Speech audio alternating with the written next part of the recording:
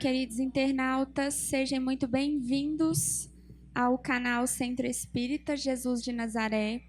Hoje o nosso estudo é de perguntas e respostas e quem irá nos auxiliar no estudo de hoje são os nossos queridos amigos e facilitadores, Gisele Eleutério e Adriano Passos. Um ótimo estudo a todos.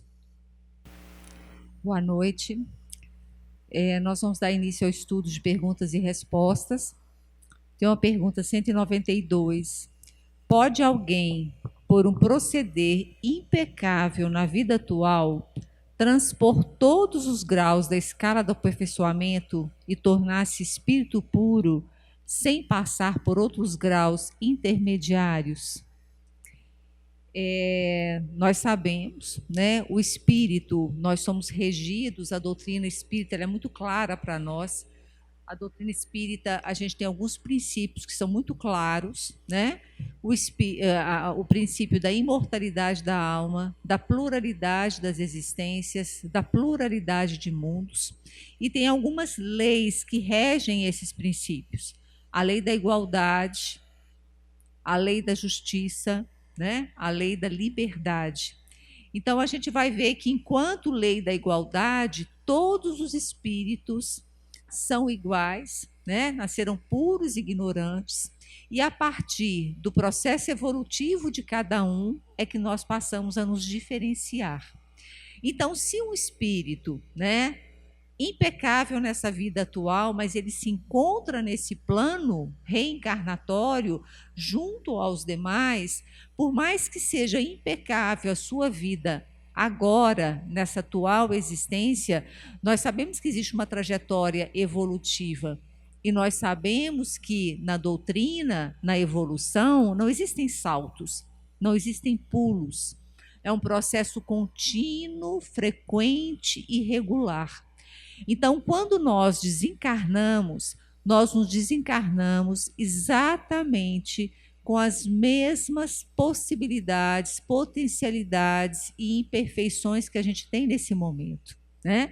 Nós temos que comparar a transição do mundo material para o mundo espiritual simplesmente com uma porta, um portal, né? Eu ora estou revestido com esse corpo material que me foi fornecido para que eu pudesse transitar nessa atual existência, mas que fim da vida desse corpo biológico, eu, enquanto espírito, eu me mantenho exatamente igual no plano espiritual.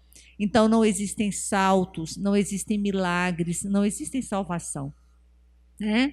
Para nós, a doutrina, diferentemente de outras religiões, a gente se pauta pelo processo evolutivo gradual e não, né, numa salvação que milagrosamente, após a reencarnação, todos os males, todas as mazelas, todas as imperfeições seriam extintas, né? Então, por mais zeloso que seja e por mais impecável, como o texto coloca aqui, a atual existência, de forma alguma, ela vai inviabilizar esse processo evolutivo, né? A gente sabe que, enquanto, né, nós ainda estamos no mundo de provas e expiações, espero, né, que a gente consiga arrumar aí, rumo a um planeta, a um mundo de regeneração, mas nós sabemos que, por hora, a gente tem algumas encarnações que a gente sabe, né, quando a gente fala de provas e expiações, nós sabemos que alguns espíritos, eles vêm, apesar da sua evolução, eles vêm para serem importantes no auxílio da grande população planetária. Então, nós sabemos que alguns espíritos, eles de fato podem estar aqui no planeta Terra, mas estar em um nível evolutivo diferente do nosso. Mas enquanto missionários, enquanto aqueles que vêm para contribuir com um processo maior, né, de um grupo maior de espíritos em evolução. Quando a gente estuda a evolução dos espíritos, né, a gente sabe que existem classes de espíritos, né, até que a gente consiga, de fato, chegar. É por isso que a gente usa sempre a imagem da pirâmide, né? Muitos serão chamados, poucos escolhidos, as portas vão ficando cada vez mais estreitas, porque de fato, né, existe um processo árduo de crescimento, de evolução, e que gradativamente esse espírito vai se purificando, né?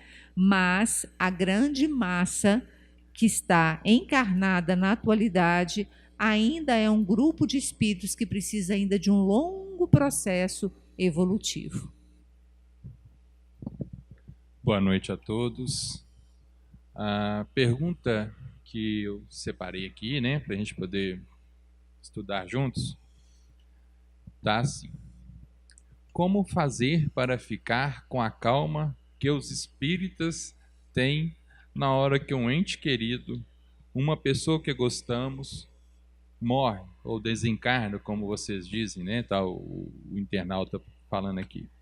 E ele fala: passei por essa experiência agora, muitas vezes, com entes e amigos próximos. Eu acredito que seja com a pandemia, né? Bom, primeiramente, a gente tem que deixar bem claro que o evento morte é um evento esperado por todos nós. E espíritas ou não, é um choque, é um baque, mesmo que a gente esteja esperando.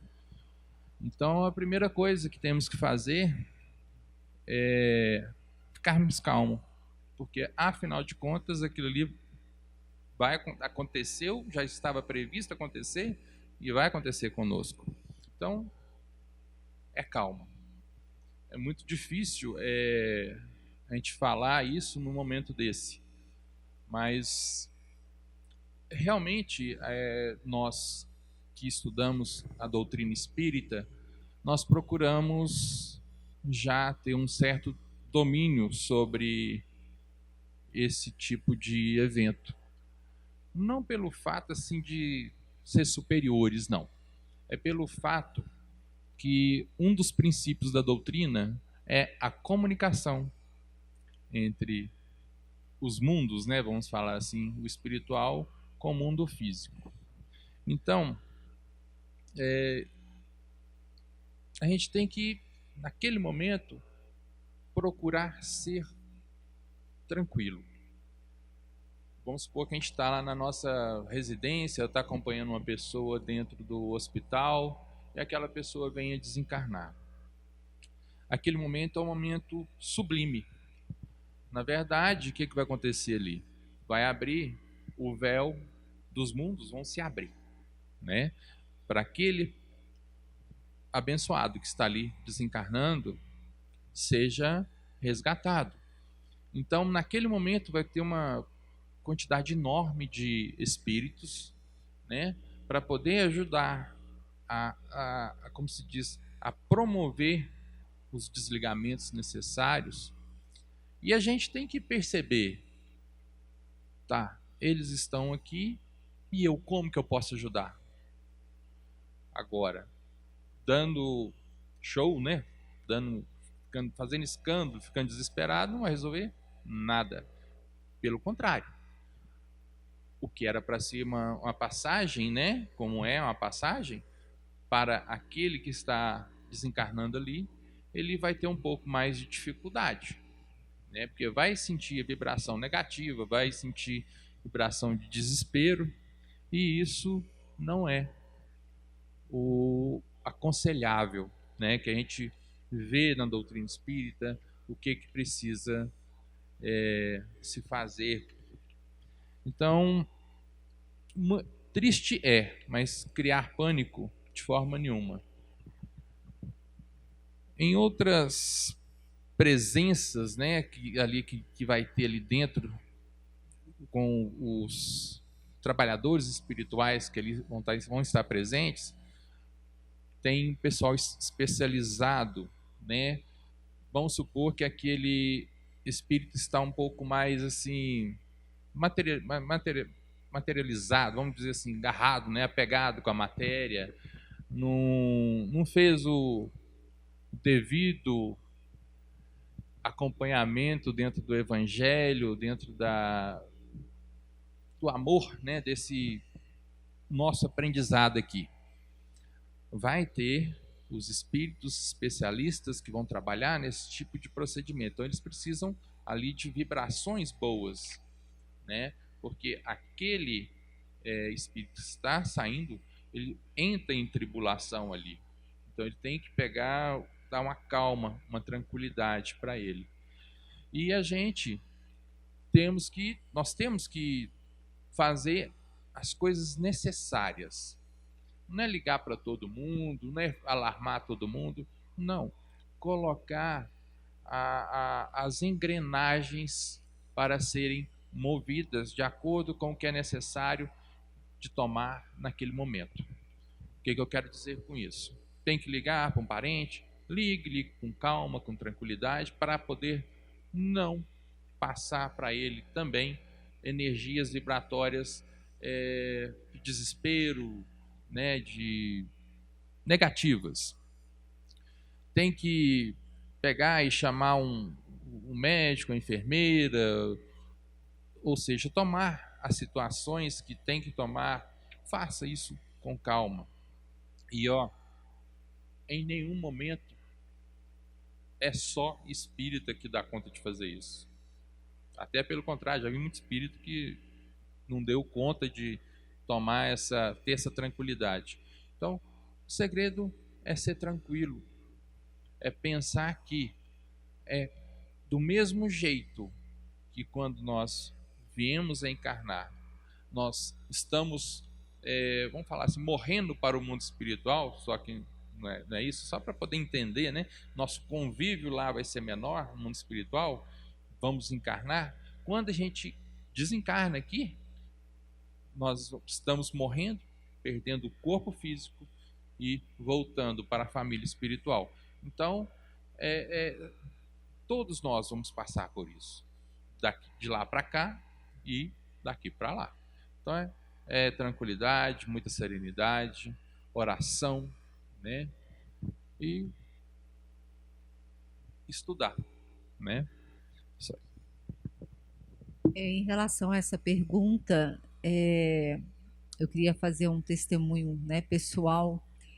Eu acho que a doutrina espírita, quando a gente acredita de fato, né, tem a fé na pluralidade das existências, tem a fé e a certeza que o plano espiritual é a nossa vida de fato, é a nossa casa de fato.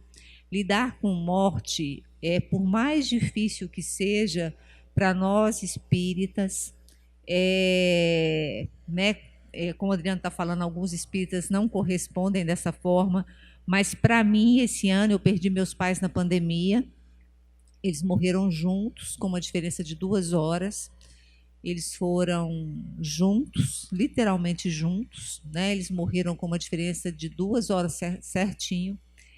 E o quanto que a doutrina, né, a fé no mundo espiritual, a fé que é só uma passagem, a fé que é só uma transferência de mundos, né, que é um retorno de fato ao mundo espiritual, quanto que isso acalenta aqueles que acreditam, né? Então, aquele que crê que a morte é o fim, para ele de fato é muito difícil lidar com as perdas. Mas para nós que acreditamos na continuidade dessa trajetória, na trajetória evolutiva, no planejamento reencarnatório que foi feito com tanto zelo pelo plano espiritual, né?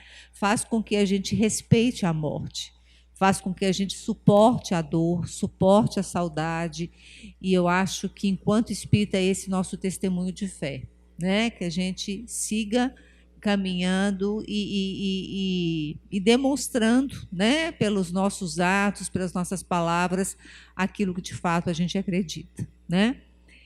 Outra pergunta que tem aqui é o que são demônios. Eu acabei de falar um pouquinho, né, da evolução dos espíritos. A gente tem até fantasiosamente, né, na literatura, nas novelas, nos cinemas, a gente tem toda essa questão do demônio, né, da pessoa demoniada, do demônio que atormenta, né? Mas nós sabemos que o demônio, né, nessa palavra, que é uma palavra bem pejorativa, nós sabemos que é aquele espírito ainda truculento, inferior, que ainda tem as suas mazelas, as suas dificuldades, né? Um espírito mais ignorante, que ainda, né, não conseguiu, né, fazer ainda esse processo. Não que ele esteja parado, nós sabemos que não existe. Enquanto espíritos em evolução, nós caminhamos sempre, né? Nós caminhamos, às vezes lentamente, às vezes mais rapidamente, mas sempre caminhando, né? Então, o espírito, o demônio, e para nós fica muito claro, nós, enquanto espíritas, nós acreditamos o tempo todo na interferência, né? Nós somos influenciados o tempo todo, tanto por encarnados quanto por desencarnados. Então, nós temos, pela sintonia que se estabelece, nós temos a influência, a interferência de espíritos. Por isso a importância do orar e vigiar. Porque a depender da sintonia que eu estabeleço, eu posso me sintonizar com um desses espíritos ignorantes, inferior, e que fato vai gerar uma obsessão, né? Então, o demônio seria aquele que obsedia para o mal, obsedia essa pessoa, né? Interferindo negativamente na sua vida, né? Allan Kardec, no livro O Céu e o Inferno, ele fala exatamente que não existem essas entidades separadas. Aquele que é, né, a gente dá de pensar, aquele é anjo, aquele é demônio, como se fossem coisas completamente distintas, a natureza completamente distintas. Isso não existe. Anjos e demônios são classes da mesma categoria, são níveis da mesma categoria. Todos os espíritos, pela lei da justiça, pela lei da igualdade, foram criados simples e ignorantes. À medida que eles vão alterando seus graus de evolução, é que eles vão fazendo a distinção entre demônio e anjo, né? Nós não gostamos dessa terminologia, né? A doutrina espírita, a gente não se apropria tanto dessa palavra demônio, né? Para nós, nada mais é essa palavra demônio do que um espírito ainda ignorante, que segue seu processo reencarnatório, que talvez em um determinado momento, de uma forma muito lenta, né, muito difícil, mas são aqueles espíritos que ainda se encontram no modo, né, no nível inferior.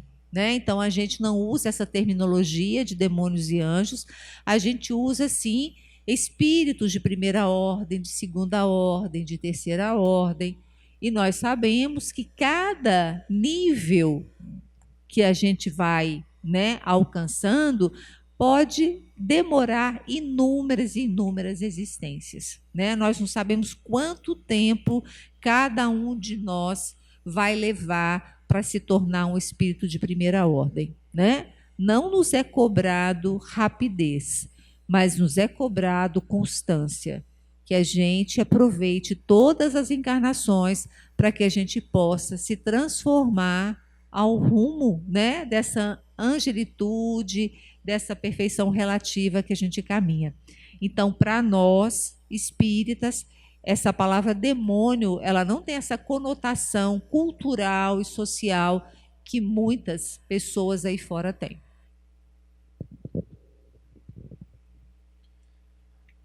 Dentro dessa pergunta ainda, se nós analisarmos, né, pela demônio faz maldade, né? Então, toda vez que nós fizermos maldade, somos demônios. E então, para poder tirar desse âmbito de demônio, o que é que nós temos que fazer? Evoluir dentro do que Cristo nos ensinou, que é amar, né? O demônio nada mais é do que eu ontem mais ruim do que eu sou hoje. Então, a partir do momento que eu vou me melhorando, que eu vou evoluindo, que eu vou estudando, não só na doutrina espírita, mas no catolicismo, no evangélico, a partir do momento que pega pelo Evangelho de Cristo e vai estudando e vai se melhorando, nós vamos nos deixando de ser demônios, né? Desmonizando, né? Esquisito. Mas é isso. Jesus, quando estava aqui, né? E até hoje é feito, né, trabalho com expulsando demônios. Expulsar demônios é o quê? Colocar uma pessoa que está com os pensamentos ruins, com uma tendência ruim, com uma conduta ruim, no caminho bom. Isso é expulsar demônios. Todos nós podemos expulsar os demônios dos outros e principalmente o nosso. Na verdade, principalmente o nosso não. Nós somos obrigados. Nós temos compromisso de expulsar e ensinar o eu demônio a virar o eu anjo. Agora eu vou ler mais uma pergunta, acredito que é a última, né? Tá aqui.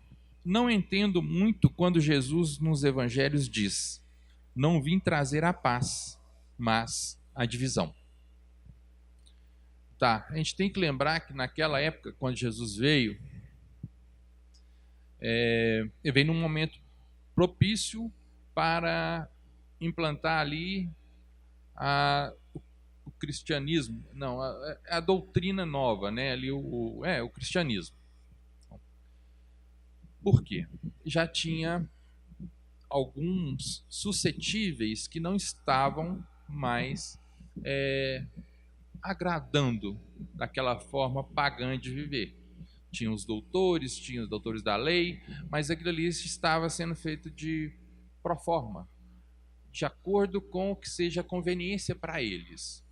Eles pregavam uma certa coisa e não faziam. São os hipócritas que Jesus falava, né? Então, ele chegou num momento que tinha já um certo rompimento, né, daquele estilo de ser do paganismo, né, do que tinha naquela época, e começou a difundir ali, começou as pequenas células.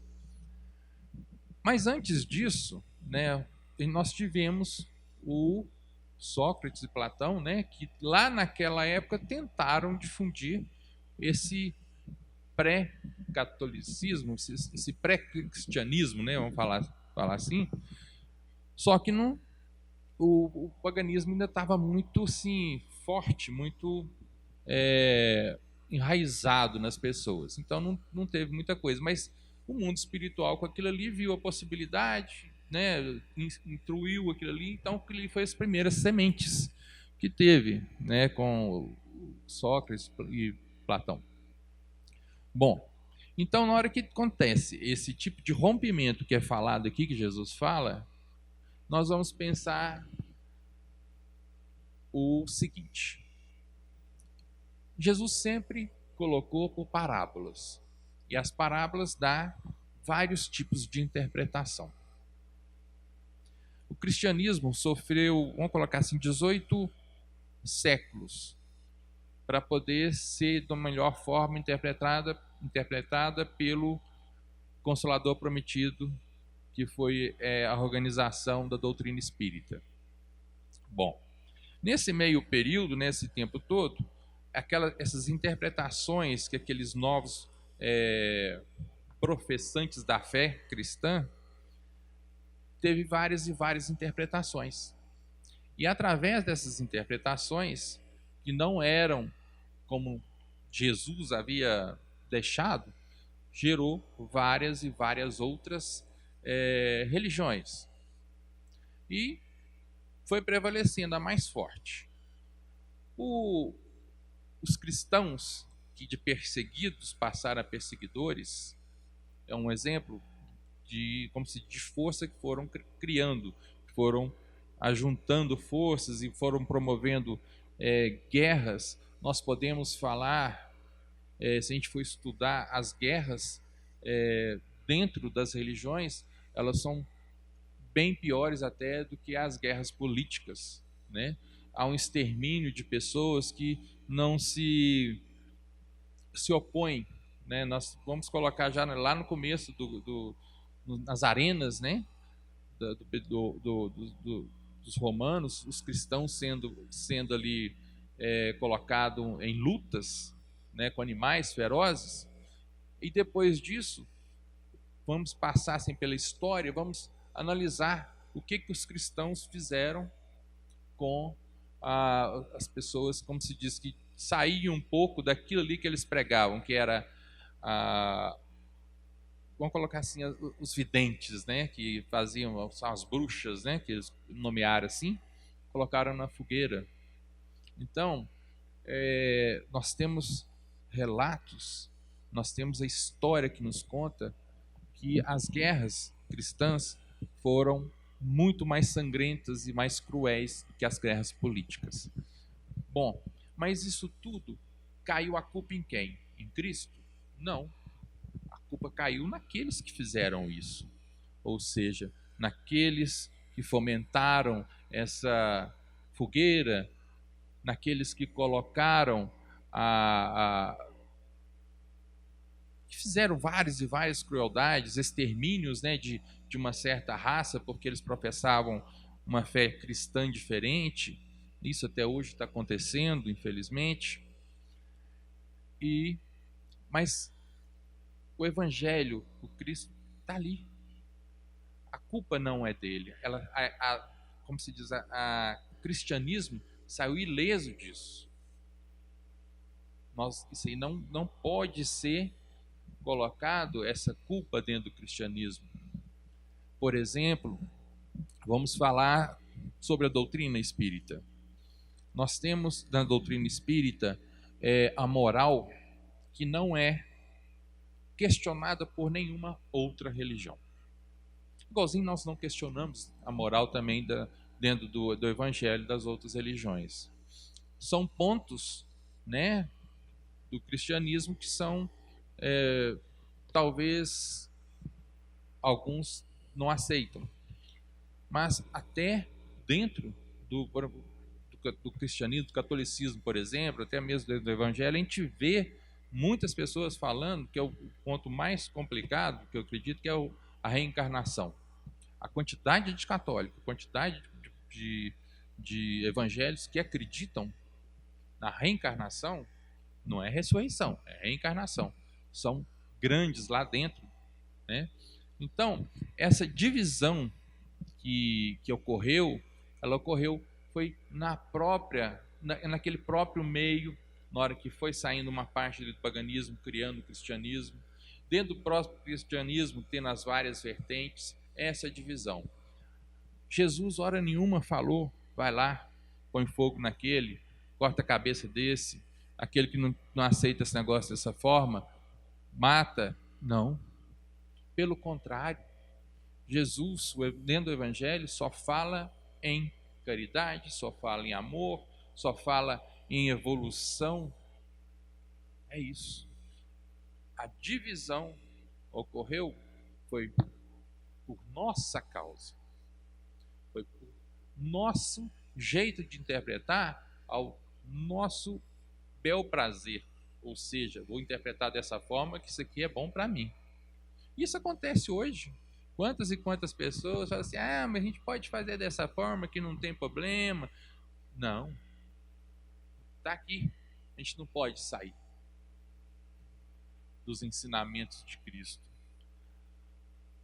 dos mandamentos dessa lei que está na consciência nossa. Muitas vezes nós sabemos que algo é errado, mas a luz que chega para poder nos mostrar, em vez de, a gente prefere ficar cego do que enxergar o que realmente precisamos de ver. Então, a divisão não foi que Jesus incentivou, falando que ele ia promover isso, não. Ele sabia que isso ia acontecer, porque a raça humana, nós teríamos que passar por certas evoluções, que aquilo ali nos fez aprender. E tudo tem o seu propósito, nada é o acaso. Algum tempo atrás eu ficava pensando, né? Gente, tanta criança abandonada. Por quê? Aquela criança precisar de passar por aquele processo de abandono para ser adotada. Ah, mas tal criança saiu, como se diz, nasceu já doente, coitado, porque ela precisava, e se a doutrina espírita explica isso aí para a gente, como que funciona. Então, aconselho ler e estudar. Então, tem que passar por aquele processo. E não é só aquela criança, aquele ser que tem aquela dificuldade física ou mental que aprende. Todos que estão ao lado, a sociedade inteira aprende. Então, a espiritualidade, ela nos ensina, mesmo com aqueles eventos mais tristes, mais cruéis, porque não tem como pegar e aprender só no amor. Nós não damos conta disso, ainda não somos evoluídos o suficiente para poder dar conta de fazer isso. Muitos preferem, nós preferimos, né, evoluir na dor. Evoluímos com mais facilidade na dor? Sim, com certeza, porque nós começa a doer, a gente muda de lado. Mas o amor, ele é flexível, né? Ah, estou fazendo um pouquinho de bondade aqui, mas se eu desviar ali um bocadinho, então se você desviar ali, leva uma espetadinha do lado, você volta para o caminho correto. É mais fácil no amor? Para a gente seria, mas a gente ainda não tem consciência disso. Então essa divisão não foi Jesus que promoveu, foi nós mesmos que criamos para poder ter consciência do que realmente precisávamos de passar. E 18 anos depois da vinda de Cristo, veio o Consolador prometido, que através dos espíritos de luz e de uma turma ali de professores, colocaram para a gente entender e ter uma tradução do que realmente Jesus ali queria nos mostrar, tá? Na doutrina espírita. É estudar. Só isso. Da minha parte, eu terminei aqui. Uma boa noite, muito obrigado. Só para concluir o que a Adriana acabou de falar, a gente não compreende tudo ainda pela nossa limitação, né? Pela nossa dificuldade ainda de entender todo o cenário reencarnatório. E a palavra é confiar, né? Se nós confiamos na espiritualidade, se a gente confia nos desígnios de Deus para nosso, né, com o nosso propósito, a gente confia e a gente entrega. Então, todas as vezes que a gente reza o Pai Nosso, né, que a gente fala, seja feita a tua vontade, assim na terra como no céu, tanto no plano espiritual quanto aqui, né, é um voto de confiança e cabe a nós, apesar de não entendermos ainda, né, as provações, as dificuldades, os propósitos, que a gente confie, né, confie plenamente na espiritualidade que está junto conosco e que está nos auxiliando nesse processo, né? Muito obrigada, boa noite.